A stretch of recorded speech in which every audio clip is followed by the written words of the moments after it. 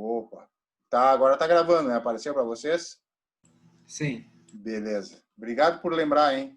Eu volto também e me esqueço de Ah, gravar. Então, recapitulando aí o conteúdo, né? Os conceitos básicos de confiabilidade, manutenção centrada em confiabilidade, né? Disponibilidade de equipamentos e outros indicadores de manutenção que também auxiliam muito na programação da fábrica. Então, eu vi algumas pessoas aí que trabalham com a área de PCP. Então, indicadores de manutenção são essenciais para a programação da fábrica. Né? Manutenção preventiva total, depois também nós vamos entrar nesse tema. A informatização da gestão e manutenção, aí alguns colegas até falaram que já tiveram experiência com implementação de sistema, que bom que também vão trazer alguns insights aí, né? Técnicas de manutenção, qualidade aplicada à manutenção, e até quem já fez a parte de qualidade comigo e projeto, a gente já viu um pouco, né, na análise de modos de falhas, né, FEMEA, né, e FTA. Então, basicamente, esse é o conteúdo programático, ele para 30 horas é puxado, então nós vamos ter que trabalhar bem aí, né? Bom, vamos adiante. Então, tinha passado até, como foi feriado na aula passada, a primeira aula já começa com feriado, né? Que beleza. Então, eu tinha passado para vocês até a questão da manutenção, né? Então, que você sabe o que é manutenção, de onde veio, quais são os tipos e para que serve, tá? Então, assim, falando um pouco da história da manutenção, né? Aí a gente divide elas em 4 fases, né? Então, na realidade, não se tem uma data, né, do acontecimento específico que começou o conceito de manutenção, né? Então, um pouco algum que demarca o início. E a palavra manutenção vem da junção dos termos manus mais tenere, né? Que significa ter em mãos ou manter nas mãos, né? O que já nos leva a uma interpretação livre para manter o que se tem ou manter em funcionamento, né? Esse é o início de tudo. Foi desse conceito que as primeiras organizações militares designavam uma de suas tropas como tropa de manutenção, não necessariamente com esse nome, mas com essa função. Então, a indústria bélica, ela, apesar de ser, se for pensar, o que leva as pessoas a uma guerra é de uma estupidez tremenda, mas trouxe muitas, dentro das coisas ruins que se tem numa guerra, obviamente, trouxe algumas coisas boas, né? Por mais paradoxo que isso pareça. Por exemplo, a parte de manutenção, parte de qualidade também teve seus marcos de desenvolvimento na guerra. O próprio sistema Toyota de produção, ele teve a sua alavancagem pós-Segunda Guerra Mundial, né? Então, a indústria bélica, ela participou nesse conceito, no sentido que tinha uma tropa responsável em manter todos os equipamentos, as demais tropas funcionando, né? Então, foi desse conceito que as primeiras organizações militares designavam uma de suas tropas como tropa de manutenção. Não necessariamente com esse nome, mas sim com essa função. Ou ainda, tropa responsável por manter as demais tropas funcionando. E, na verdade, ali na guerra, na hora do embate, né, nada pode falhar, né? Só o cara vai dar o tiro lá para se manter vivo e engasga, né? Então, a coisa é bem complicada nesse sentido. Então, uma das provisões que essa tropa era responsável era de deixar as armas e equipamentos de combate pronto para uso, ou seja, espadas afiadas, flechas montadas, arcos tensionados, escudos reparados e assim por diante. Então, tudo começou a guerra, né, de certa forma, as batalhas que fizeram com que o conceito de manutenção começasse a surgir dentro do mundo. Então, a primeira fase, né, caracterizada pelos sistemas produtivos da década de 30, anteriores à Segunda Guerra Mundial. A Segunda Guerra Mundial começou em 1935 ou 36, se não me falha a memória, né, em virtude das necessidades de mercado, onde que fosse produzido era vendido pelo valor determinado pela empresa, pois não havia uma grande concorrência no mercado. Não havia preocupação com produtividade, além disso, o entendimento em relação aos recursos era de que todos os equipamentos se desgastavam com o passar dos anos, vindo a sofrer falhas ou quebras, né? Sendo assim, as tarefas exercidas pelas áreas de manutenção eram limpeza, lubrificação e, eventualmente, o conserto das máquinas no sentido da manutenção corretiva. Quebrou, corrige. E até hoje, né, a gente tem várias empresas ainda que trabalham sobre esse conceito. Então, na segunda fase, né, no período pós-guerra, aí estendendo-se até meados de 1970, então provavelmente ali 1945 a 1970, 55, esses 25 anos, né? Os sistemas produtivos dos países que tinham condições de realizar produção viram-se em meio a um aumento da necessidade da industrialização concomitantemente ao fato de certa escassez de mão de obra. Portanto, houve surgimento de uma maior mecanização dos equipamentos e das tarefas e, consequentemente, aumento da complexidade dos sistemas produtivos, visto a crescente preocupação com o fato dos equipamentos necessitarem trabalhar mais horas de maneira ininterrupta, sem paradas por quebras. E nesse tempo, na verdade, isso aí foi até os anos 80, praticamente dizer, começo dos anos 80, existia uma característica no mercado, por exemplo, né? Estamos chegando no verão aí, a indústria de cerveja. Até o começo dos anos 80, a demanda era maior do que a capacidade produtiva. Então, as cervejarias trabalhavam com turnos quatro turmas, era 7 vezes 24, né?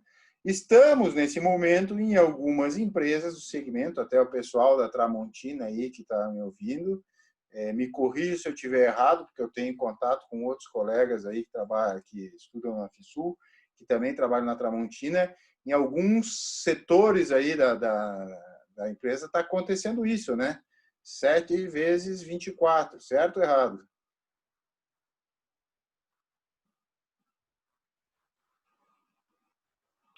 Tá certo, professor. Então, na pauleira lá, e muito por causa do quê? Fazendo uma análise aqui, né?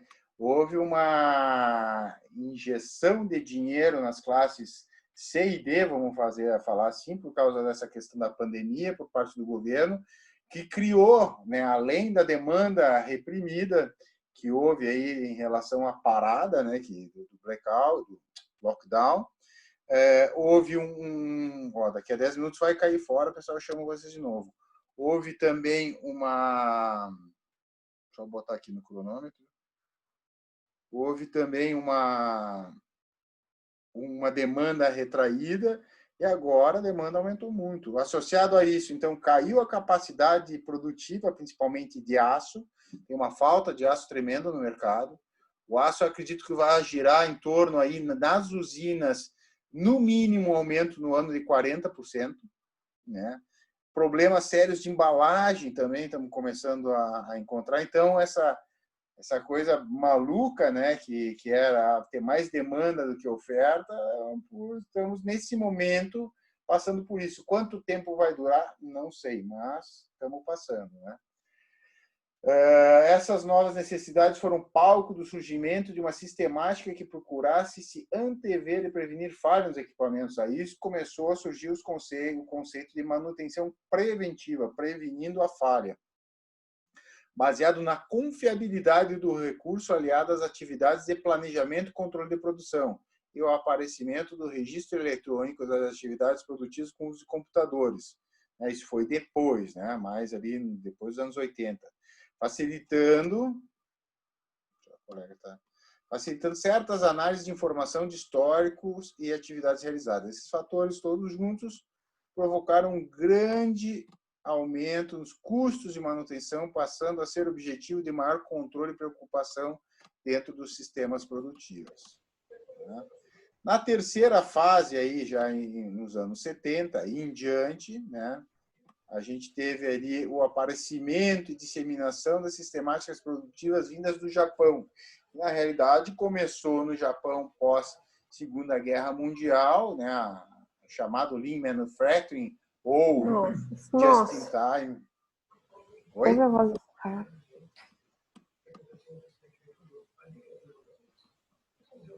Principalmente demandadas pela crescente necessidade do mercado em receber seus produtos e serviços de acordo com prazos acordados, acarretando aumento da complexidade dos sistemas produtivos em função das necessidades de produtos mais variados e crescentes aumento de preços dos materiais.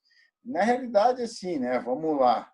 Aqui no Brasil, a cultura e os primeiros trabalhos que eu me recordo focado em desenvolvimento de conceitos de manufatura enxuta foram vindos da indústria automotiva, principalmente ali todas as indústrias da automotiva derivadas da indústria automotiva, por exemplo, Dana, Álvaros, Frase, empresas que fornecem para o ramo automotivo e que, pelo que eu me recordo, foi mais nos anos 90, tá?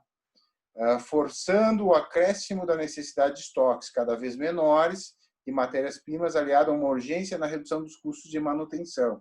Então, como a oferta começou a ocupar um espaço maior do que a demanda, invertendo a lógica onde antes, até então, a demanda era maior que a oferta, nesse momento a oferta começa a ser maior que a demanda, aí, quando tu tem uma relação aonde a demanda é maior que a oferta, obviamente o preço, tu coloca lá o lucro que tu quer ter e o custo é consequência, né? E o cliente está pagando. Agora, quando essa lógica se inverte, e aí você tem uma relação onde a oferta é maior que a demanda, bom, o custo é o objetivo, o custo é o alvo a ser atingido, e com isso a questão estratégica da manutenção e dos estoques se torna vital, né?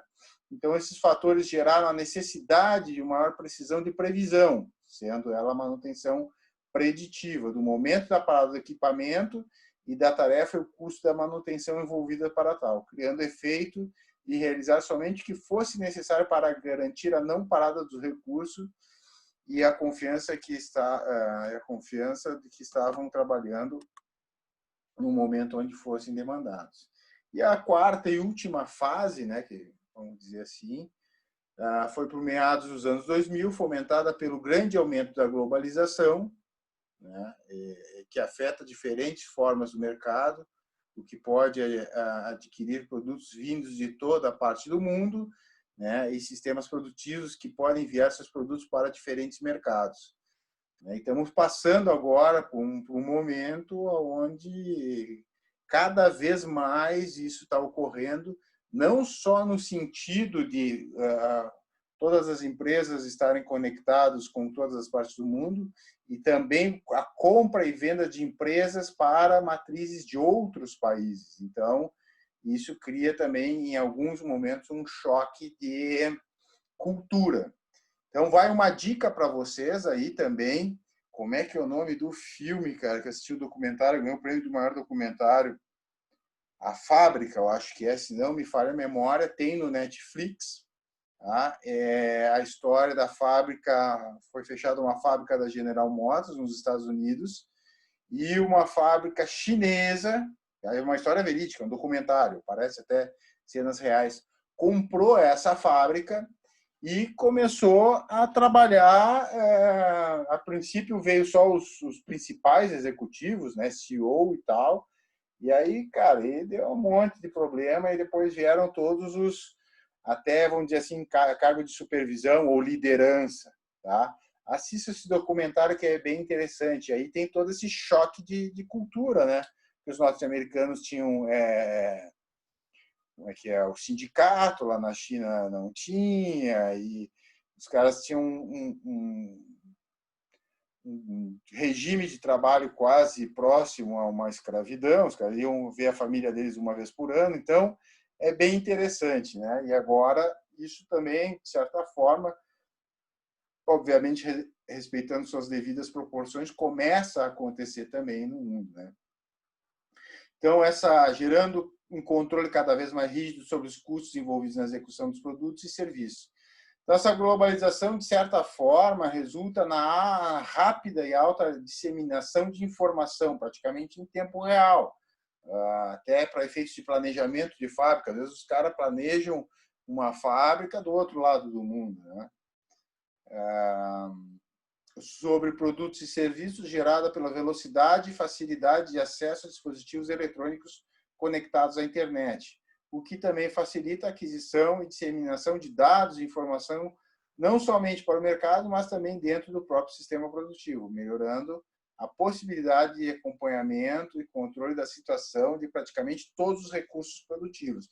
E aí, né, como a gente já vem falando, é um dos pilares da indústria 4.0, onde, além de eu ter a informação online, né, existe o sistema, não sei se vocês já ouviram falar no MES, né, acho que algumas empresas já têm, eu acho que das que vocês falaram aí, quase com certeza a Tramontina tem e a IRV também deve ter, me corrija se eu estiver errado, que é um sistema onde fica lendo a eficiência produtiva de forma online, e essa informação, aí eu não sei que nível de maturidade está nas empresas, ela pode e deve servir de base para o planejamento e controle da produção.